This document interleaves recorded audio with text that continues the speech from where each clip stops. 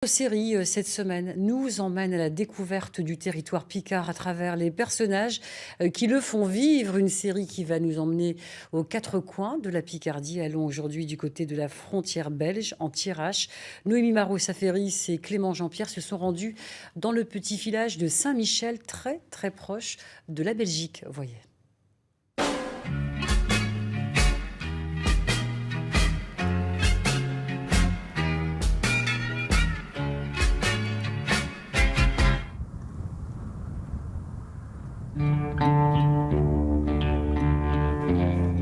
Pour ce premier épisode, cap vers la Thiérache, à la frontière belge.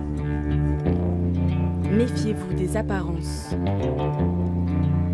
À l'abbaye de Saint-Michel, l'habit ne fait pas le moine. Celui qui porte la robe est aussi le vrai faux douanier de la ville. André aurait l'âge de prendre sa retraite, mais il préfère se glisser dans la peau de personnages pour faire découvrir les lieux aux touristes. Un caméléon tombé amoureux de cette région. Je suis ici en Picardie depuis à peu près une trentaine d'années. J'ai été séduit par les paysages de cette région magnifique qu'est la Thiérache. Et c'est pour ça que de travailler en plus à la mettre en valeur, c'est vraiment quelque chose qui me botte, comme on dirait.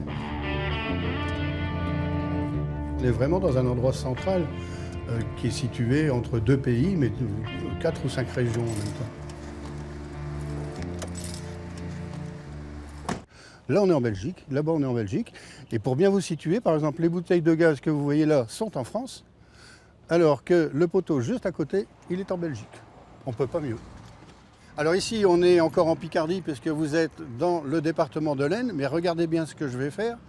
Dans 2 secondes, je serai en Belgique. Là-bas, c'est la Belgique. Ça y est, on est en Belgique. Un no man's land rendu célèbre par le tournage du film Rien à déclarer. Figurant il y a 9 ans, André y anime désormais des jeux d'évasion. On a transformé cet endroit en musée parce que les gens sont très friands de venir visiter les lieux du tournage même. Et franchement, depuis, on va accueillir par exemple le 100 millième visiteur cette année, après 9 ans d'existence.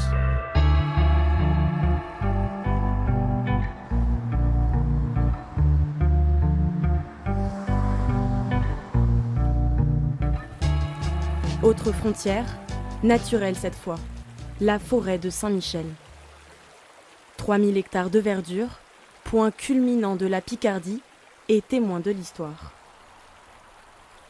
Cette forêt, sur le territoire régional, est la seule zone de frontière avec nos voisins belges.